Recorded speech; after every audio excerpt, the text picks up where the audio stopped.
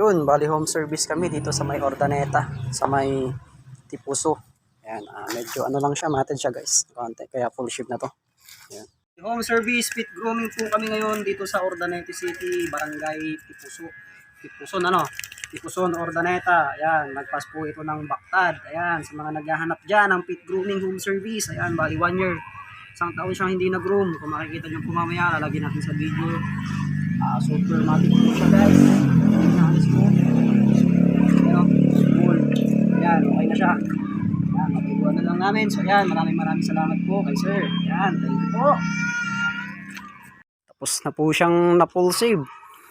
Na-nail cut na rin po yan. Nalinisan na po rin yung kanyang tainga. Tsaka napaliguan na rin po namin. Pinupusasan na lang po ng aking bayaw. Yan po, anong pangalan po nito tay? Midnight. Yan po pala si Midnight. Si Midnight po, yan po yung natanggal namin, oh. Yan sila tatay. Opo. Yan, oh, tsaka mayroon pa silang imported na pananim dito. Ayun, oh, ganda, oh.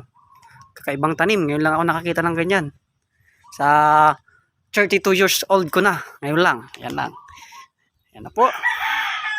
Sa mga naghahanap ng pit grooming home service, pwede nyo po akong kontakin sa aking Facebook account na Aldrin Biasaga. Kung gusto nyo naman po makita ang aking mga trabaho sa aking YouTube channel na Frogman Makasta TV.